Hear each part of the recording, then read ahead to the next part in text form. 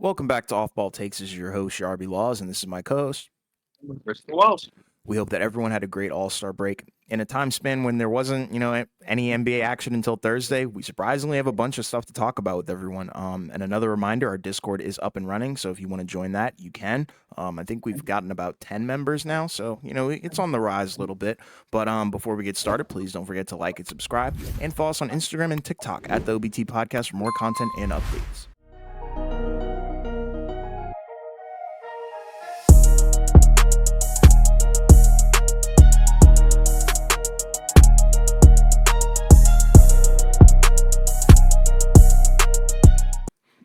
Yeah, so as you said, we didn't have a great All-Star weekend, but we did have, a string of some NBA topics and discussions to kind of go through as we're, resuming, the NBA season post All-Star break. So the first one is the Brooklyn Nets. They fired their head coach Jacque Vaughn, right? Obviously his story is kind of, interesting in the sense that obviously, last season, right, he was coaching, or he was an assistant, right? Steve Nash was coaching the Nets, right? That was the second year, right? And the Nets started off pretty rough, to begin the season, right? Obviously, they had a ton of stuff going on the year before, right? So the team was drastically different. They come off that upset against, the loss against the Celtics, right, where they got swept. Um, and he was fired only a handful of games in, right? And it just, it felt like the vibes were pretty bad. Guys weren't playing well. Guys weren't playing hard. So they replaced them with Jacque Vaughn, right? And it got better, right? So better enough that they were winning games. They looked like a good team. And he got a 1 year extension, right? Because there was kind of some questions at the time whether or not he was going to stay and they were going to bring in Udoka, right? Because that was kind of a rumor at the time, and they ended up not doing it. They kept him. Yeah. And we know what happened, right? They made the trade where they sent away Durant and Kyrie. They made the playoffs. We talked about it. It was more so because of the wins that they had stacked up before with those guys. It wasn't necessarily that team was actually really, really good. And this season, right, they started the year off, relatively fine. I think, playing a little better, a little above expectations, right, a little above 500. But as of late, in the last month or whatever, right? Since I think whenever it was that they played against the Bucks, right, when they had a bunch of guys out, they've been just awful. Um, I mean, they've not been very good in the last stretch of games. They've only won a handful of games. Um, obviously guys have been in and out, right? But at the same time, it's just tough. It's a tough position to be in because the team wasn't that great. Um, we didn't expect them to be that great. It feels like they're worse than they, probably should be. But I don't know how high the expectations probably should have been. So that's the issue.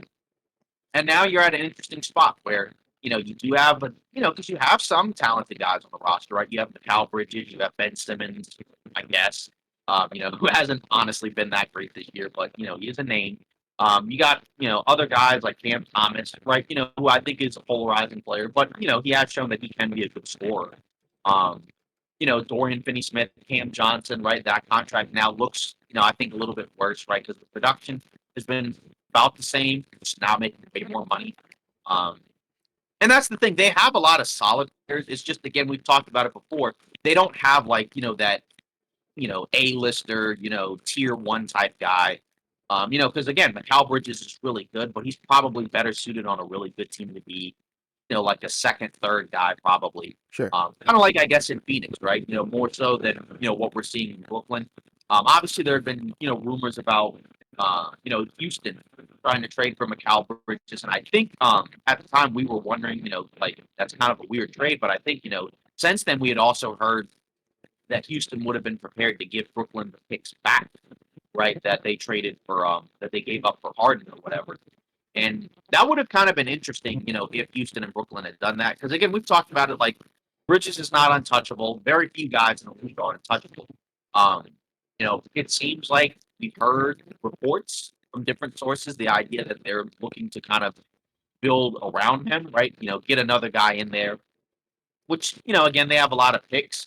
I just don't know what the ceiling of that team is necessarily going to be. It kind of depends on who they bring in. It's just who's available right now. That's the main issue. And then, what's the goal for this season, right? Because you don't have your pick. Going to another team, right? So that's kind of rough. And then also you got to figure out who your coach is. So, Brooklyn is in kind of a rough spot. Obviously, they've been in tough situations before, right? Because obviously they had the stretch where, they made the trades for Paul Pierce and Garnett. It didn't work. They were, kind of in a really rough spot for a few years, Yeah, right? Obviously, Tatum and Brown were picks that went to Boston as that could have, those are guys that could have been next. So that's for tough. sure. So, kind of what are your thoughts on this situation? Because, it seemed like he had kind of turned the ship around and kind of figured some stuff out. It seemed like guys like playing for him. I know, stuff happens and stuff changes over the course of a season, right? Because obviously this season they've complained about they don't feel like there's a great sense of direction on the roster. And then even stuff like, right, like, it seemed like early on in the year, wanting to build the offense around Ben Simmons. Maybe some of that's to build up the trade value, build up his confidence, whatever. But, he just couldn't stay healthy. So then what's your backup plan? It didn't seem like there was a backup plan. So, what do you think about this Brooklyn situation? Because it does feel like, it had kind of reached a breaking point where, again, we had already known, right, that say a guy like a Spencer Dinwiddie was, literally not trying at all, right? Not giving Yeah. his best effort, for Brooklyn. We've heard about that. And I'm sure he wasn't necessarily alone in that regard. So, now that it's over, right, they have Kevin Ollie, I guess, as the interim coach, right? He coached UConn and won a national championship with them. So, Yeah. we'll see, right? So, he'll get a chance and then we'll see what they do in the offseason. But yeah, what do you think about this thing within that? Because it no longer feels like at this point that it's that, they kind of share the limelight with the Knicks. It feels like they're, you know, very much in the back. Yeah, they're the little bro of the Knicks at this point. But with Brooklyn, they're sitting at what 11th in the East right now. So I just don't really know what kind of expectations you really had. I think going into this season, we were like they're gonna be okay at best, but like okay isn't really good enough to make the play in at this point, especially with how talented the league is at this point. So that's kind of the way that I feel about it. And I feel like Jacque Vaughn. He's been around with the Nets for a while. I think he had been working with them since I think 2016 because he was there under Kenny Atkinson. And then also he was there when Steve Nash was there as well. And then obviously when Nash was fired, he took over. So, I feel like he had seen some success, I guess, in a capacity because I think they won like what 43 of their 75 games under him last season. But, part of that was due to the fact that you had, a very intriguing roster and a very star studded roster with Kevin Durant and whatnot. And then the departure of stars has kind of plagued this team. I think that's the issue. And I just don't really think that you can necessarily blame Jacque Vaughn because if you look at the roster, it's not like a crazy talented roster. It's not top tier. Right. Like you were saying, they're lacking in upper top or top tier like talent. When your best player is Mikal Bridges, how good is your team really? And that's not a knock on Bridges. Like Bridges is a phenomenal player, Right. but I think he's better suited if he's like a supporting guy. Where he's number 2, number 3, maybe even number 4. But like Bridges is really really good. It's just looking around. Like you have Claxton who's good. Dorian Finney-Smith, who's pretty good. Cam Johnson, I guess you could say, is okay. Simmons is pretty much fallen off the map. And then Cam Thomas, who's like up and down. So, I mean, that's kind of what you would expect from this team. Like looking at their record, sitting at, what are they, 21 and 34? Like, I just don't really know what Brooklyn's expectations were with this. And I don't know. I guess, they're going to go forward, move forward, and find a new head coach in the offseason, which a lot of teams are in this situation. Like the Wizards are in that same situation. So I do understand it. But at the same time, I don't really think it was the right decision. I think Jacque Vaughn is a good coach. He's just one of those coaches where, you have to have the right players around a coach. Like a coach can only be as good as his players and vice versa. So, when you have a roster like this that doesn't have a lot of top end talent, what can you really expect from a coach? You know what I mean? Yeah, sure. I mean, obviously, when it gets to a point where, a team seems like they're kind of splitting, right? That's kind of like where you just need a voice leadership thing. So that's probably, I think, what happened. Um, but again, the big issue, like you said, right? It's not a super talented team, and what's the direction of it, right? 'Cause again, like, when they first, were talking about, the Durant Kyrie trades, they were like, we want trades that continue to make us competitive, right? Which, in a way, yeah, makes sense if you don't have your own pick. But then it's like, if you're going to be competitive, why not just keep the guys you already had? That's how you're going to be the most competitive by keeping your stars. Obviously, they want it out, so that wasn't necessarily going to happen. But it just seems like we don't quite know what they're trying to do. Right. So, it seems like on the one hand, right, like they'll trade, like they did the thing with where they sent out Spencer Dinwiddie and brought in Dennis Schroeder, right? That's fine. Obviously he didn't want to be there, so you send him out. But then other stuff, right, where it's like, the Bridges thing.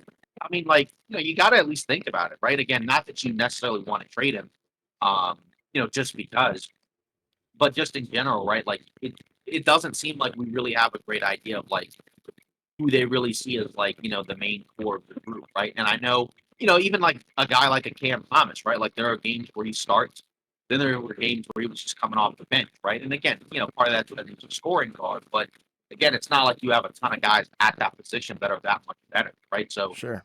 at this point, you kind of just got to play your best guys and just kind of, go from there. Because again, clearly they're not quite good enough to win anyway. So, um, that's going to be an interesting question for them going into the auction. Because I think we were kind of relatively low on this team. Yeah. I mean, I guess yeah, they've been worse than we expected, but I don't think we thought they were going to be great. I know part of it we were talking about was some of it was going to be based off Simmons, whether or not he was going to do much.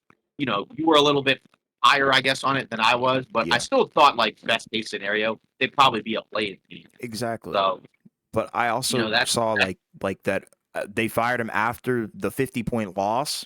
So right, according to statistics, that's their worst loss I think since moving to Brooklyn. So maybe that played a yeah, factor where it's like, you're making history in the wrong kind of ways. But at the same right, time, how much of that is designed, or how much of that blame should be designated towards the coach? You know what I mean? Like at the end of the day, it's not a great defensive team. It's not a good team offensively either. They're just kind of right, they're just so weird. It's a weird team, and that's the best way I could describe it. So you would kind of expect them to have games like that. So I just don't know how much a 50-point loss would be, on the coach. But I did right. see I that mean, like, circulating. right. I mean, like I guess Portland got blown out, by 60, whatever, to Oklahoma City. Obviously it's a different situation, right? Because we know Portland is in rebuild, so it's a lot different than like Brooklyn, where they're basically in a rebuild, but they're not trying to, like the mindset. Their mindset is not that they're in a rebuild, but we know they are because obviously they traded away their guy. So we know they're in a rebuild, even if they don't think they are. So that's kind of the tough part. So it's probably just time to start over. Um, but again, it is tough because we always talk about it, right? Like whenever a team underperforms, usually it's the coach is the first, scapegoat, Sure, right? Always. sure. Like even teams that are good, like a lot of fans will hate their coach, for one reason or another, just depending Yeah, on what happens. But and we've talked about usually that the coach, countless times. right, with a lot of different coaches. So like, Yeah, like just in general, obviously he's the scapegoat. But again, like you also still need to figure out what you got to do with the roster, right? Ben Simmons just hasn't been that great, right? And that's the other factor. Like when you think about it, like and you look back at the stuff they got, like they got a good return, I guess, for Durant, right? Because you got Al Bridges, who's been really good, and you got Cam Johnson and a bunch of picks. But then, like Kyrie, what did they get? It was like a pick, and then Spencer Dinwiddie, who's gone, and they basically gave him up for nothing. I guess yeah. Dennis Schroeder, right? Which was still not like that much. Um, and then Dorian Finney-Smith was fine, right? But like, you know, okay. And then Harden, obviously, right? Like they got what was it? It was the picks or whatever from Philly, and then they also got what was it? Seth Curry, who's gone, Yep. right? Andre Drummond, who's gone, and Hmm. Ben Simmons, who's a shell of himself. So that's the problem, right? Like that's the other issue is that like, and it's not all on Ben Simmons, right? But like we talked about it, right? Because again, as I said before, you know, the ceiling of this team was going to kind of be defined by how good he was, right? If he was going to be close to his all-star self, right? It's still probably not a great team, but it's a better team than what we're seeing. Sure. But he's been hurt, and even when he played, he just hasn't been that great, right? Like, yeah, he'll have some games where he'll put up, cool numbers, right? Where he gets like, triple doubles or whatever, but it doesn't really feel like it's quite as impactful as it used to be. Mainly just because he just has no offensive game anymore. Yeah, So, like even in the I don't know. It's tough. I I right, I think like you said, part of their lack of success has definitely been due to the fact that Ben Simmons isn't the player that he used to be. And they were probably banking on him to kind of have somewhat of a comeback season alongside Bridges. I think that would make for a better roster, a better team, and definitely a better record. But you got to sit with what you got and look at what what's the reality? And the roster, like, it's not great. It's just a bunch of role players, in my opinion, outside of pretty much Bridges at this point, and I guess Claxton at Yeah, times. right. Yeah. So I mean, it's a rough spot. Where do they Obviously, go from here, no though? doubt about it. Yeah, because that's the issue. I don't know where you go from here. Because again, you would think. I mean, I honestly think like you would consider a Bridges thing, but I think the first probably goal is to see like if you can actually take those picks that you got, for like Durant, or whatever, and see if you can like turn it into something, right? So Right. like if a guy asks out this offseason, could you be one of the first teams to potentially, you know, reel them in, right? Like True. could you get Trae Young if he asks out? If Donovan Mitchell asks out, could you get them? Maybe not, right? I Because feel like that's they the issue. I don't. don't know if you That's a can. long shot But to then the me. thing is, and then the issue is, even if you get them, like, is that still good enough, to be, in that upper tier, right? Like, you'd certainly be better, but how much better is that team with those guys? I mean, I Right. guess it's better than having whatever they have right now, but like, would you pick them in a 7-game series against any of those, top tier Eastern teams? I Maybe, can't. I can't. maybe Cleveland. Yeah, like maybe Cleveland. Maybe. I can't though. I Maybe New don't know. York, but like at the same, yeah, like I don't know, like that's the issue. I mean, and again, like the goal isn't that we have to make a trade. Only we can't make a trade unless it. Well, the goal shouldn't be if it doesn't win us a championship, we don't do it. It's just the issue of, like I said, if you're Brooklyn, how realistic is it that you can get one of those guys? And then even with doing so, how much better does it make you, right? So Right. that's the question. Better off acquiring that next star, if you can, or do you just kind of just blow it up and just be like, all right, let's just start over? I don't know, but whatever it is, they have to choose, because if they don't, then you're in the worst spot where you're not good enough, to win, but you're not quite bad enough to be, in the lottery where you can get like a top 3, 5 pick, right? Like Right. at this point, you got to choose. You got to be one or the other. So they don't. I don't know. Yeah, that's how I feel pretty much too. Yeah.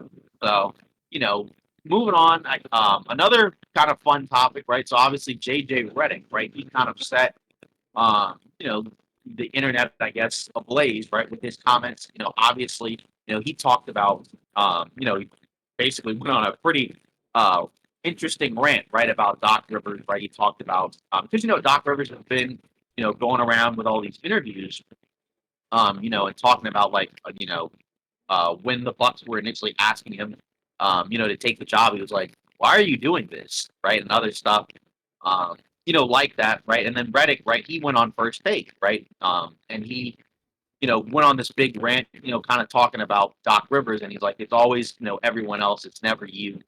Right? It's always making excuses. Um, and it's like, and he also like prefaced it by saying like, "Yeah, we get it. Taking over a team in the middle of the season is hard, but at the same time, like, you're the coach, so you kind of have to figure it out." And then I think, Rivers also was talking about, with Harden, right? He talked about basically, like, yeah, like I guess it almost seemed like he was sort of taking credit for the Harden trade in a way, where it's like, yeah, Harden's better over there than he was here or whatever. Um, so after that, right, then he responded, right, to his comments, I guess to, how people were talking about it. And then he mentioned the idea of like, well, yeah, like when I, post a video about Zion having the ball in his hands more than the Pelicans have been really good, I only get like 54,000 views. And then, versus like when I criticize the coach, it gets like millions. So it kind of, I guess, sort of sparked the conversation about like, quote unquote smart versus dumb content. And like which one gets more views. I mean, I don't know. Personally, I don't really like how the discussion is framed, because I don't really consider it dumb. It's more so is just like, it's sort of like casual content versus like, like X's and O's, Sure. hardcore, in the whatever content. Um, and like there's a lane for everybody, right? Because it's like if you want, the X's and O's, there's certainly avenues, and there's, resources for that. Just like if you want the more casual content, right, you can get that as well. Um, Personally, I guess it's kind of just bizarre, I think, a little bit to kind of like be in the field and then, talk about like, oh, how awful this is, even though you're in it. But, at the same time, like, I don't know. For me personally, like, you kind of pick the content you want. You have a lot to choose from. and then you just kind of go with it. I mean, like, because again, like there's lots of different lanes. Obviously, like we're kind of in a spot where like like we don't obviously go deep into the X's and O's. We do talk about it. But again, there's pros and cons to doing both, right? Because obviously, like there's a way where if you talk about the X's and O's in a certain way, nobody's really going to be able to understand it, and it's not going to be that interesting or entertaining. And Right. that kind of also has to be a goal as well. So you kind of have to have a good balance of it, right? Where it's like, can't have too much of one and you can't have too much of the other. But I don't know. His response was just kind of interesting. It was a little over the top, but I guess I can understand, you know, the frustrations about like one type of content being more popular than the other. But again, like there's more casual fans than there are not, right? And part of that is obviously just because like in general, it's really difficult to follow 30 teams, 82 games a season, whenever you want. Not everybody has the time for that. And not everybody's just you just literally can't, right? Like Right. it's impossible um to know anything and everything about all the teams, right? No matter how much time and effort you put into it. And as a fan, right, that's different, right? Because you're the one that's engaging with the content. So I don't know. Like I thought the response was a little cringy, but I don't know. Like at the same time, I understand it because again, it's just like obviously you would like for both to be really popular, but again, the main thing is you got to pick a lane. I think. Yeah, for sure. And, that's the best way that you could possibly put it. And this sparked like a whole lot of things. Like, I even saw Yeah. Patrick Beverly like taking up for Doc Rivers, and then, JJ Redick replying to that. Cause I think it was Patrick Beverly was like, yeah, he pretty much saved your career, talking to JJ Right. Redick. And then Redick was like, I had like a 4 year offer with a player option for the same money to be a starter with another team. So, it kind of just brought up a lot of beef that I think was unnecessary. I don't necessarily know if I can agree with JJ in terms of how he called him out and the way that he did. Like, he was really, really passionate, really, really heated about it. And he's talking about, I've seen the trend for years, and this is a trend that we've kind of seen, not necessarily like, I guess, with the accountability issue. I think it was more so like that a lot of teams that Doc Rivers has coached have sold very badly in the playoffs, and that's kind of, he's kind of built that reputation. And I'm one of the people that thinks like, he's low key riding his coattails from that Celtics championship. I don't know if you Right. agree with that, but I know a lot of Kind people of. that think of that way. And it's like, because I mean, think about it, he had a lot of teams with a lot of superstar Yeah. talent, and they didn't really Yeah. accomplish a whole lot. We had what? Right. Lob City, we had Yep. the Kawhi Paul George duo, and then Philly. Yep.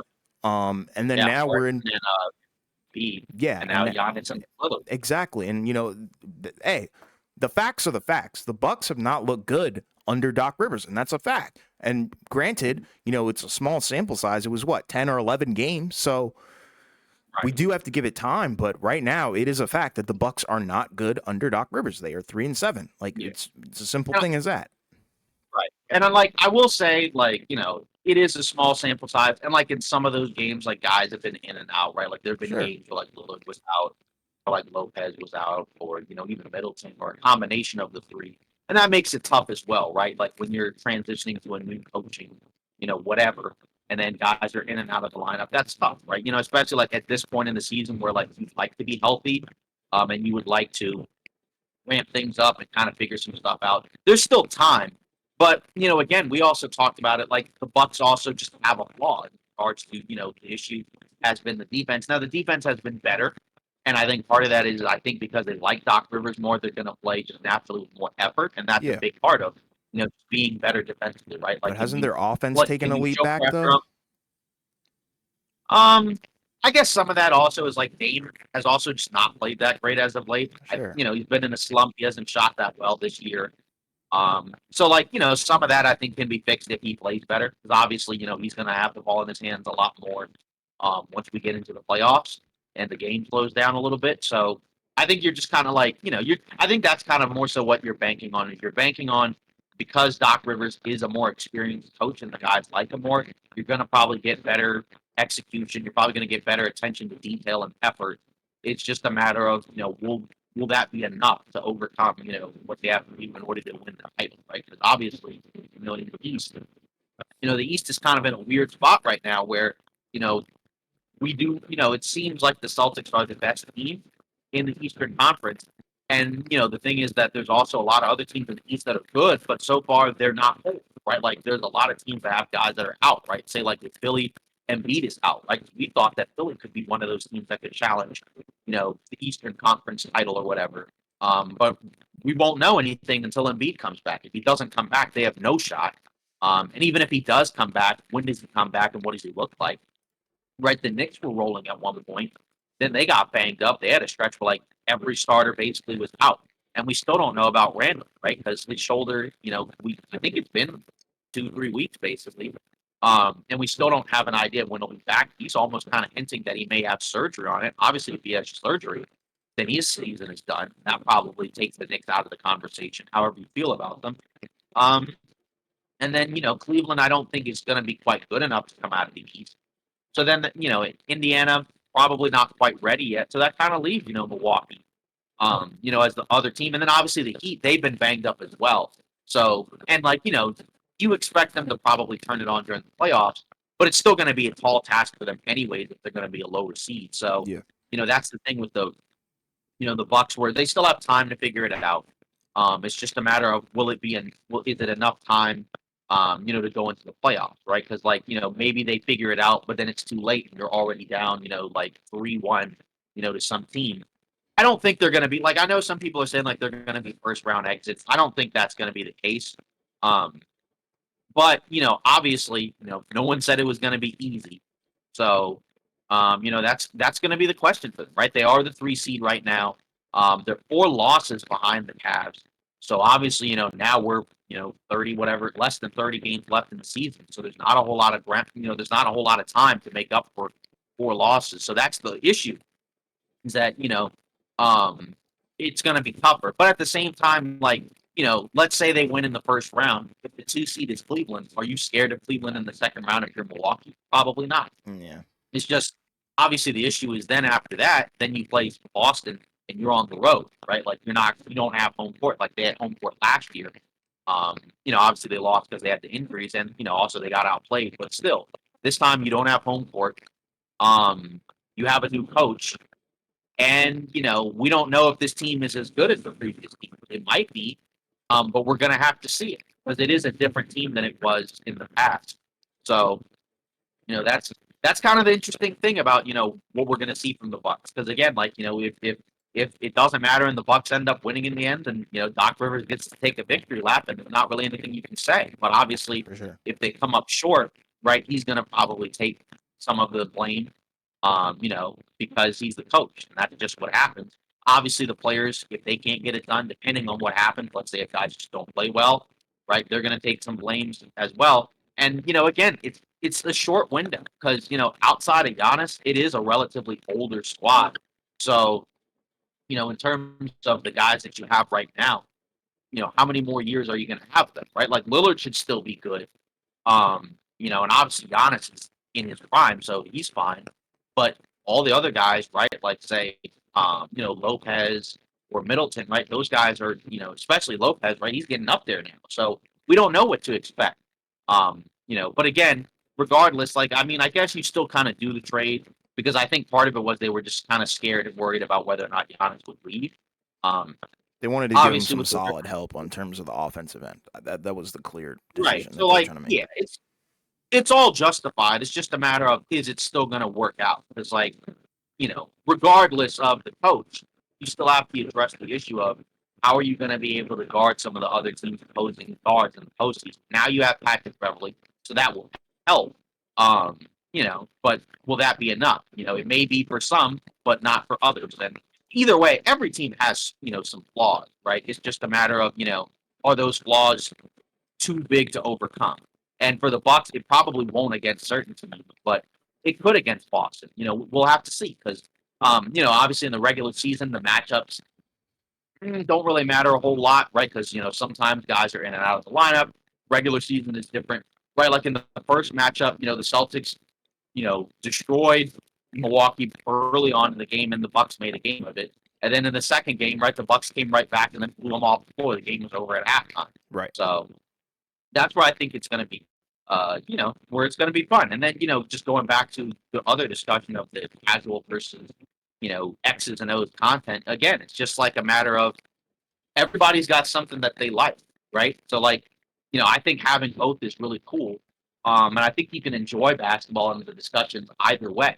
It's just a matter of like, can you still find a way to be entertaining regardless, right? Because like, if you go into the other route where it's not X's and O's, but it's more so based off of like, just being, casual or entertaining or whatever, that's cool. But there is kind of a point where it gets to be a little bit too over the top, too ridiculous. And then if you do too much on the X's and O's and not enough entertainment, well, it may get to a point where nobody's going to understand and it's just going to be boring. So, Yeah, and it's funny, like all this kind of sparked from the fact that Memphis, who literally didn't play any of their starters or like role players or anything like right. that, did end up beating the Bucks. I think it was like 113 to like 110 or something like that. And then Right. post game, this is what everybody had issue with. Doc Rivers is talking about we had some guys here, we had some guys in Cabo, and it kind of reminded me of what Yeah. he was talking about. I believe when the Clippers were in the bubble. Yeah. And he was saying like, yeah, a lot of guys didn't even want to be here, stuff like that. And I think that's what JJ was trying to point out. I think he just went about it the wrong way. But like technically JJ's not really wrong because I mean you really Right. can't lose to pretty much I think it was the quote directly was Redick said Memphis was playing G League guys and two-way guys. And I think he's absolutely right. A team with Giannis and Dame should not be, losing to G League guys. And I believe most of, Milwaukee's rotation played pretty heavy minutes. So it's not like I don't know. It just looks really bad. And the problem is like when you're doing bad, like the spotlight is going to be on you. And if you're doing good, the Right. spotlight is also going to be on you. So it's kind of like another one of those lose-lose situations where if the Bucks started celebrating this win, everybody's going to be like, "Oh, they beat the G League Memphis team." But then if they lose, Yeah. like they did, now it's okay. Yeah, you lost against the Memphis G League team. So that's kind of where I stand on it. But in terms of the content Yeah. stuff with the X's and O's and the casual stuff, it's all about striking a balance. There's some Mhm. shows, some podcasts that are more geared towards the X's and O's, and they have their niche and their lane. But then you have other shows where it's more casual content, it's more drama based, it might be more narrative based. So it's all about cultivating your own audience. But I think JJ kind of crossed the line here doing it on national television, especially to a guy that can't really respond. If Doc Rivers responds, then that's kind of like falling for the emotional bait. Because the problem is he's basically calling out Doc Rivers' accountability, which is kind of wild. So hey, it makes for a good story, but still, I think there could have been a better way to handle this. Right, because it's like you said, it's a lose lose where it's like it's like if you win, who cares? It was a garbage team, and if you lose, then it's like, well, oh wow, you lost to a garbage team. So Yeah, I mean, I guess you the can't latter win is either worse way. though. Yeah, exactly. It's worse to lose. I mean, the goals should normally be to win, Yeah, but that's kind of why also like the All Star break. It's kind of tough because it's like some guys, yeah, are just going to be at a point where like they don't really care a whole lot about like whatever because it's like, oh, this is the last game before the All Star break, so I don't care. it still should be a Um, must win to you though, considering where you are in the but standings and how far behind you are against Cleveland. right, If you're yeah, and chasing that's that seed, right, yeah, and that's the tough part because again, like you said, you don't have the luxury anymore like earlier in the season where you were squarely in second, way ahead of most of the other teams. Now you're in third, and if you keep losing, you might start dropping. Because again, it's like what we talked about in the Western Conference, where out west, right? Like a lot of the teams are really close, right? So like a win here or there, right? So if you win a couple games, lose a couple games, you could rise or drop a couple spots, right? But again, if you look at we as we were reporting, right, like the Mavs, right, they beat the Suns, right, and they basically now basically have the same record, right, but because the Mavs beat the Suns twice, they have the tiebreaker. So if they finish the season with the same record, then like it's kind of cooked, right, because like then that means the Mavs will go ahead of the Suns. um so, you're at a point in the season where like you said, everything matters, right? And sometimes, like, there are things that we, call trap games, right? Where, like, you just at a point where, you know, it's a team where it's like you don't respect the opponent. And then what ends up happening is they end up kicking your butt because, again, you don't take them seriously. We've seen that, from the beginning of time in the NBA. So that's the tough part. So the sooner the Bucks can figure that out, and other teams, the better. yeah. Yeah. So I mean, and then obviously, in terms of news and rumors going around the league. I mean, obviously there's stuff going on, in regards to like stories about like we just with the Wizards, right? You mentioned the Wizards, like Jordan Poole, he's going to the bench. Yeah, Um, he's going back to they're going to start, his um his yeah, Warriors six roots. man. Yeah. Um, which again, that's rough because, again, I think that's probably one of our biggest L takes this season is I think we thought, he would be a lot better. And, Yeah. and like I think we made jokes about like he could lead like I wasn't actually serious about it, Yeah. but I know we said like yeah, he might lead the league, but he'll have like horrible efficiency. Yeah. He's not leading the league in scoring, but the efficiency is pretty bad. Yeah. So we're And half again, right. I think like yeah, and I think like some of that is like, yeah, you're just not on a great team. So like, and it's pretty clear, right? Like he's a guy where like he probably is gonna have to be next to some other really talented guy to succeed, which I think is most players around the league. But he's also a guy where a good chunk of his value is his offense, and if the guy doesn't knock down his shot, not really a whole lot else he really does. Um, so I mean that's again, it's rough. Again, he's still a young guy, so it's not like his career's like over or anything. Yeah. But again, there wasn't a whole lot probably to look forward to from Washington necessarily. Anyways, I mean, I guess record wise, it's definitely worse than what I think going into the season. I remember I thought you mentioned you thought they would be better than Detroit, which I guess technically they have been. Yeah. Um, yeah, but By like like one game. right. But I mean, either way, yeah, it's rough, but we'll see what happens. Because again, like they're going to have a new coach. Presumably, they're going to have some lottery picks going into next season. So we'll see. But obviously, it's a rebuild for the long haul, so it's not something that we expect to really change anytime soon. Yeah. Um, And like the thing with Poole, I don't know. It's tough because I really do feel bad for him because I think he did deserve to be a starter and he did deserve his own opportunity, I guess, given his circumstances with him departing the Warriors. I think that we all can acknowledge that he did deserve to be, you know, at least a guy on a team. It's just, the cards haven't really fallen into place, really. Coming off the bench, it's a big hit. They're going to frame it as a positive and stuff like that. It will probably help his game. I'm looking at the box score, for the Nuggets game, through 15 minutes, he's had 13 points. But like you said, the efficiency is so bad, 3 for 11, 2 for 5 from three. So that's kind of the name of his game right now. And, I think we yeah, can all agree that it's due to the fact that he's not playing with Steph. He's not playing with guys like Klay Thompson. He's probably top two guys on the scouting reports for other teams. And when that's the case, you draw a lot of doubles. It forces you to really think. It really tests your basketball IQ. And I just don't think he's matured and he's not at that level where he can lead a team at the moment. So I'm not to say that he can't down the line, but right now it's just not really a good situation for the Wizards or Jordan Poole. But on the bright side, I guess, for the Wizards themselves, benching Jordan Poole, you potentially get a better look at, say, a guy like Corey Kispert, who's been pretty good. You can get a look at maybe Bilal Coulibaly, guys like that.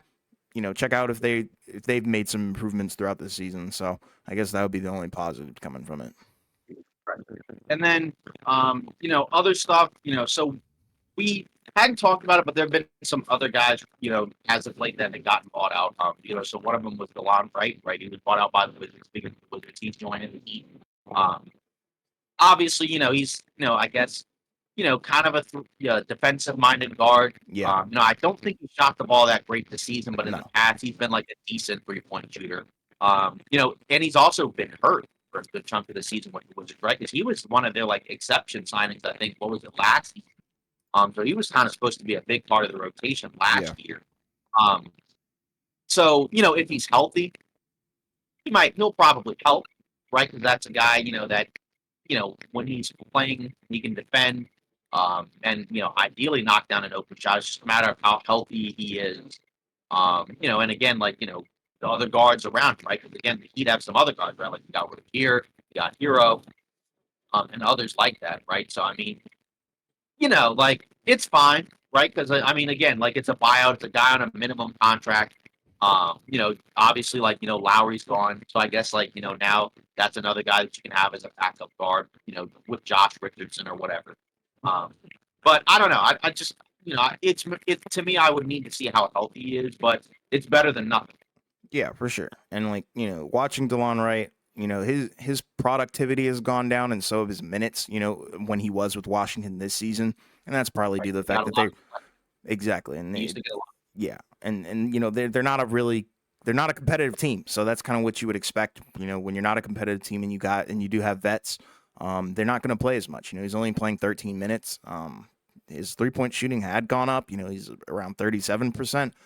So, like you said, he can knock down the three at a serviceable rate. It's just a matter of depth and stuff like that. But I think on the Heat, it's a much better fit. They're actually a team that's vying for something. And then also you bring in Terry Rozier, and then now you've brought in a guy with DeLon Wright, where it somewhat offsets. Terry Rozier's Right. lack of defense, I guess you could say. Now, Mhm. because Rozier used to be an okay defender when he was with Boston, but Yeah. when You he was pair with him with either guard. exactly. So, you can really pair him out there. He can knock down the three, can get a lot of steals, and he can stay in front of guys. So I think it'll be interesting to see how he does fit with the Heat. And I think they're going to probably play him around the two, which is interesting because on the Wizards, he's more of a one guy. So that tells me he might be, a bigger rotational piece than we think. Yeah. And then another guy, right, Thaddeus Young, right, he was bought out by Brooklyn. He was traded from Toronto to Brooklyn in that Dinwiddie Schroeder trade. The midst of the mid of all trades. Yeah, that was horrible. But he got bought out. He went to Phoenix. Didn't play tonight. So we'll see if he's a part of the regular rotation. He's in year 17, which is nuts. Yeah. I remember him being in the NBA, obviously, and he's had some big playoff moments, right? Like the famous meme where it's like Jordan, LeBron, and like Thaddeus Young, right? They have like the record, a record for like some a certain stat line in the playoffs. Yeah. But my guess is going to Phoenix, right? He'll probably be used as like because he's basically been playing a small ball five, for the last few years, right? Because he's 6'8" or whatever, very strong. Um, doesn't really shoot the ball all that great anymore, right? So I think his role will probably just if he's out there, a small ball five that can switch, so that way, like let's say Nurkic is off the floor and you don't want like Eubanks out there, you can get a guy that's probably a little bit, just more switchable defensively. I think that's probably the goal. I just don't know how much he'll play because again, he is in year 17. But because obviously the issue with Phoenix is like, when you look at the center rotation, it's basically, Nurkic as your starter, and then you have, Eubanks or I guess Bol, who sometimes plays four because it's so thin. And then after that, I guess Durant at the five. So, I guess it gives you an extra option, which is fine. Like I said, I don't know how much he'll play. He still can kind of play, and obviously, like in a role like this where he's playing with better talent, where you don't have to rely on him as much, it'll probably be fine. But I'm looking at it more so as like, okay, if one of our other traditional bigs is getting played off the floor, you know, let's see what happens. When we put him out there. Yeah, and I think it's good backup insurance, I guess. He is, like you said, a very seasoned veteran. The only, I guess, concern you would have is really his age, being 35 and his shooting kind of falling off the map where, he's pretty much shooting like 16% from the 3-point line. But on the interior, you kind of like it because it's around like 63%. So you do have to feel good about adding another guy like that. Like you said, a guy who can switch easy, a guy who can easily get to the paint. So I think it'll work in Phoenix's favor. I just don't know how many minutes he's really going to be playing. But like you said, I think it's more of a case where say Nurkic or I don't know Eubanks, like they're not playing up to par because we know that they're not that great on defense. Bol seems to be very inconsistent. You've got to go to another option, and I think this is a good one. Yeah. And then, this guy hasn't been bought out yet, but they did mention, from the Athletic that Otto Porter Jr. hasn't reported to the Jazz, so he may get bought out. Obviously, I believe, February 29th and March 1st or whatever is the deadline for guys to get bought out in order to join the playoff team. So if he does get bought out, you know, where do we think he's going to go? Because I mean, like when you look at his numbers this year, I mean, he's barely playing, right? Like Yeah. 2.5 points a game, 42 from the field, 35 from three. Um, he just hasn't been healthy in forever, right? He played 8 games last year. He's played 15 this season. Um, his last healthy season was Golden State, right? He played 63 games, That's pretty much been the only year he's been healthy in the last 5 seasons or whatever. So I mean, that's been the problem. Like when he plays, he's a solid role player. But the issue is that my goodness, this guy has literally not been healthy Yeah. in forever. So if you want him as a team, okay. Just the question is, where should he go? And can he actually stay healthy? I don't know because I mean, obviously, like ideally, I guess it's a team that needs some more wing help. And again, like there's a lot of teams that could probably use that. But again, I don't know. I mean, like again, is he healthy? Because if not, then I can't really say anything about it because he just hasn't been able to stay healthy. Yeah, and he's not the same player from 2016, 2017 Washington Wizards, where he was pretty much balling on a decent level for a guy his size and whatnot. So, I mean, it's tough. I don't really know where on earth he would go. I mean, clearly he's not going to stay in Toronto. I don't think anybody thinks that. And like you were saying, Well, he's health in Utah now. or Utah, excuse me. So, the issue I guess would be the health. So, is he going to be healthy? And then if he is healthy, how much is he going to contribute to another team? That would be my question. And I don't know. This might be a guy that's kind of just there. I don't know. Doesn't really play. I don't know. Like, I just don't really know what team would really want to pick him up.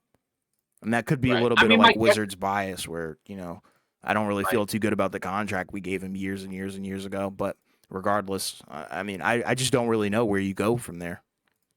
Yeah. I mean, my guess is that if he's not with the team at all, he's probably gonna get bought out. It's just a Yeah, matter of like, now like there's got to be interest, and we haven't heard anything about it. Obviously, like he's not a guy that's on like a big contract, so he can basically go anywhere. Right? He's not one of those guys that was signed with like the mid level, so then he can't go to above the second eight. That's not him. He can basically go anywhere. Um, so it's really a team that just needs some wing help that wasn't able to sign him, right? Like could he go to Boston? Like maybe. I mean, not that they need wing help, but like it's another guy you put out there. sure. Um, I wouldn't be too mad at if the you really Boston one, want, actually, now I'm thinking about it. right, or anywhere else. I mean, again, anywhere that like where you can just plug in a wing because he's a pretty easy player to plug in and play because it's like he doesn't really need the ball like that. He can just spot up and shoot, and he's got enough size and like defensively to help you out. Um, so I mean, he could literally go anywhere. It's just a Yeah, matter of again, if he's healthy, he could probably help. That has not been the case in quite some time. Again, pretty much one healthy season um, since. I mean, my goodness. I mean, like this season he played 15. Last season he played 8. For the Warriors, he played 63, right? That was the 21-22 season. The year before that, he played 28. The year before that, he played 14. So, I mean, like, we're pretty much saying, like, pretty much he's not played more than 30 games in a season yeah, other than the title year with the Warriors, right? And so, in the last 5 years, he's not played more than 30 games in a season. Most of the time, he's not cracking the team. So, yeah, that's pretty brutal. yeah. Yeah. So, but either way, again, like you never know because he just magically happened to be healthy with Golden State and helped them True, win a title. So, true. yeah. Um, and then on our final one, right? So according to ESPN, right, Joe Lacob, right, that's the Warriors, team governor. He orchestrated the attempt to trade for LeBron at the deadline. So that's kind of interesting. Obviously, we've heard a lot of stories about that, right? We were talking about that, in our last episode, right? Where, just the funny stuff about, before the deadline, right? They were trying to, figure out a way to get LeBron, which I think is interesting. Yeah, Right. So obviously, I don't think the talk is going to go away. Um, but again, the fact that the owner was pushing for it, that lets you know, like they were literally they were seriously thinking about it. Because sometimes it's kind of funny to write off some stuff. Because I know like what was it like in that initial report, right? It was talking about Daryl Morey was contacting like, hey, Suns, is KD available? right. And then it's like no, the answer is no. So but in this situation, it seems like they were trying to go for it. Obviously, LeBron, it sounded like he turned it down. Like, ownership turned it down. Um, again, obviously, we'll see what happens in the offseason. But it always just kind of funny, thing. Yeah, and it's like, I mean, you swing and you miss. I mean, you shoot your shot, but I mean, regardless, I don't think anybody really thought LeBron was gonna go to the Warriors. People have teased it for a long time, like ever Right. since I believe like like they lost to the Warriors, way back. So the the question would be, is LeBron open to that? Probably. I think more so it's more so like, is he open to playing with Curry? I think he's more so open to playing with Right. Curry than playing for the Warriors. So I think down the line we could see a Curry and Braun team up somewhere else. I just don't think it would be in Golden State. But it is funny now that we're getting all these details. Like now it's more so like, Right. oh yeah, Draymond said this appeared on his desk, and now he's gonna Right. go out and do the dirty work. More Right. so than like, oh yeah, I'm gonna call up Braun, to get him over here. Yeah, and he So Yeah, and he was talking about, like, during the All-Star game on the Altcast, right? Like, he was talking about, like, who would be in the trade and stuff like that, and I'm like, "That's just such a strange thing, yeah, to discuss," especially, considering like, you're on the if the team, owner. bro. Right, especially, like, and now if we know the owner wanted it too, like, I mean, how does that make the guys on the team feel? Because For at least sure. a couple of those guys that are playing there right now, would have been involved in the trade and would be involved in the trade if one were to happen. So, that's kind of the interesting thing about that. So we'll see where it goes. I mean, I guess the thing for that is I just don't know if I feel like LeBron just probably, I mean, obviously I don't know him, but I feel like his thought process is he probably doesn't want to be seen as like, if he's on the Warriors, it's still Steph's team, right? And so, like, Sure. let's say if they win a title together, right, it would be more so like, you're winning a title, on Steph's team with Steph, Right. more so than like, say like if he's in LA or if he's on some other team, right? Like people have tossed around like, Miami or Cleveland or whatever, right? If he was on one of those other teams, it would be his team probably. For sure. So, Because I we mean, I all know guess in that Miami, Curry's yeah, it would be. probably in a better tier, like than I mean, I LeBron right guess now. like in Miami, yeah, I guess like in Miami, it's Jimmy Butler's team, right? Because like the team is kind of built around him, and like the culture is kind of based around him. But For like sure. LeBron as a figure, right, would be overtaking Butler. But Oh still, yeah, like it just in eclipses him general, 100%. right? But just like in general, like the thought process, there is. I just don't know if he would necessarily like if he's going to a team. I would think it would be more so a team where, like I said, it's his team, like in terms of Yeah. how people look at it, as opposed to you go to, like I said, if you go to Golden State and Steph's team, you're encroaching on his territory. And Yeah. if you win a title, like yeah, people will say like yeah, it's your fifth title, but like it would also be like Steph's fifth title. Like I don't know how he would think about that. You know what Yeah, I mean? Like especially like from his that's the main legacy issue. standpoint. Yeah. How Right, because again, like, we've already seen, like, say, like, with a Kevin Durant, right? Like, him going to Golden State, right? People talk about him, in different ways, right? And even he wanted to leave because he wanted, kind of build his own legacy, right? Because he looked at it from the perspective of, even though I'm winning titles, which is what you would want, right? Everybody looks at it as like it's Steph's team. right. It's not your team, right? Yeah. So it's like, when people look at that Warriors team, right, everybody thinks it's Steph first, even though obviously everybody remembers, Durant how he was playing there. But like, Yeah. you know what I He was a mean? Like monster there. that's the main right. Like that's the main issue is that like I don't know if LeBron would want to go somewhere where like it wouldn't be seen as his team. That's Yeah. that's the issue because I think he's kind of cognizant of the fact that like he's trying to add extra titles and like if he's like, let's say he signs a minimum contract and goes to Golden State, like if he opts out of his $50 million player option, joins Golden State for the minimum, I don't know. Like I feel like he'd be cognizant of like, yeah, a lot of people would probably just not really regard it all that highly.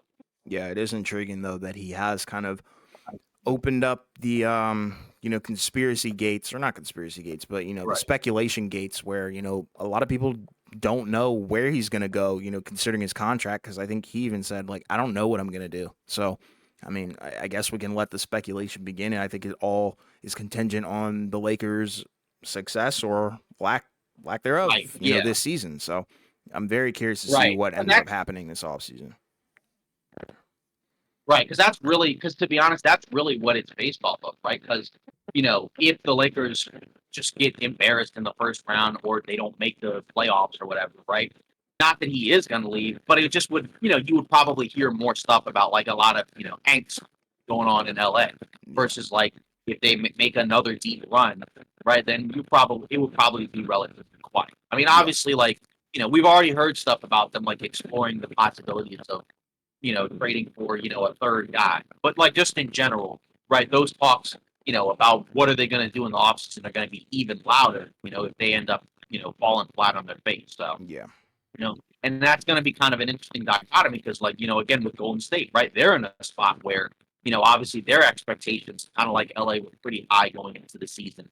And, so far the season hasn't lived up to that, right? They've been a lot better as of late, right? But you still have a very monumental hill to climb, if your goal is to, come out of the West and ultimately win the title.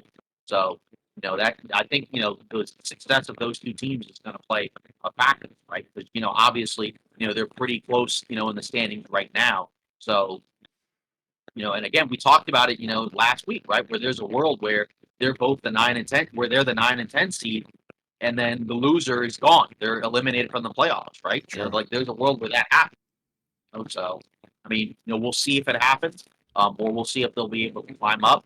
We've talked about it where, we do think in the Western Conference the order may change, but I don't necessarily know how confident I can feel, about either of those teams being able to significantly move up in the standard, right? Because Right. we've talked about it in the West.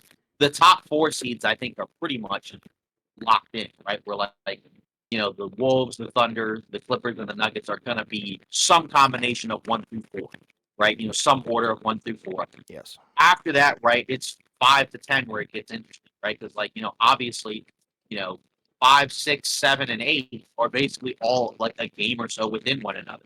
And many of these teams will play against one another, right? Like the Mavs just played the Suns, right?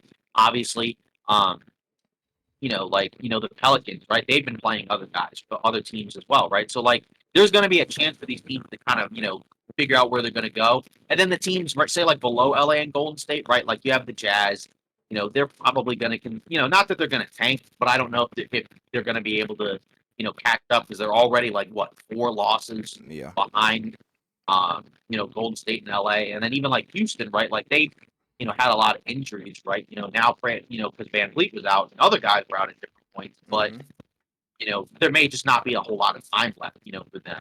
So, um, that's the main issue, right? And again, we've talked about it. That's where the West is, even more interesting than the East because, again, there's a world where we have, obviously OKC's a 2 seed, right? They weren't in the playoffs last year. So that already means that a team that made the playoffs last year is gone, right? Yeah. Memphis, I guess, could technically count as one of those replacements because they're not making the playoffs. Um, but then you got to factor in Dallas, right? If they, they're the 7 seed, so they're not locked in. But I think they're good enough that, like, if they're in the play-in, they'll probably be able to stay, to make it and stay in the playoffs, right? So if they make the playoffs, that's another team, right? That's going to get knocked out. New Orleans, right? That's a third team that wasn't in the playoffs last year. So if they get in, then that's potentially like 3 teams that made the playoffs last year that won't be in it this year. One of them is already Memphis. Question is, are LA and Golden State going to be those other 2 teams, or is it going to be somebody else? Yeah. We just don't know. It's gonna be super And duper like, entertaining though, man. right. And like some of that is going to be predicated on health, right? Like any and all of these teams, right, from the Suns all the way down to the Warriors. You're one ankle sprain for one of your best guys away from dropping from like 6 to 8, Yeah. or like 7 to 9 or something like that, right? Like if that, so that's something to monitor, right? Like we already know with like LeBron, right? He's out, for tonight's game as we're recording against Golden State, supposed to potentially be back, because they're on a back to back. But obviously, like a game like tonight, that hurts to miss it, right? Because like this game would be a pretty important game for the standing because those 2 teams are pretty close to one another, and so obviously, Golden State winning would only make the gap even smaller, and their schedule's a lot easier than the Lakers the rest of the way. So that's something to keep in mind over the course of the season, right? Again, we got less than 30 games, so this is kind of the point in the season where all these teams are going to have to ramp up, and it seems like they all are. Because again, Dallas has won 7 in a row. New Orleans has been very good. I mean, obviously the Suns lost tonight, but they've still, as a whole, been pretty good as of late. Um, you know, so who knows? I mean, that's going to be the fun part, I think. Yeah, for sure. Agreed. Because Yeah, hey, it's tight, man. In the West, like it's gonna be really fun to watch, I think, and it could be, yeah, historical. Like you said, we could yeah, be watching one of the better playing matches of all time. yeah. Yeah, well, that's pretty much it for today's episode of All Fall Takes. Again, let us know your thoughts, on, again, the Nets, Doc Rivers, JJ Redick, all of that, in the West and Eastern Conference standings and whatnot. Let us know your thoughts. Again, as has already been mentioned, we got the Discord up and running. We have, like you said, about 10 or so people that are already in there. So feel free to join and, be a part of the community. continue to add content over time. And don't forget to continue to like, comment, and subscribe, and we'll see you Monday.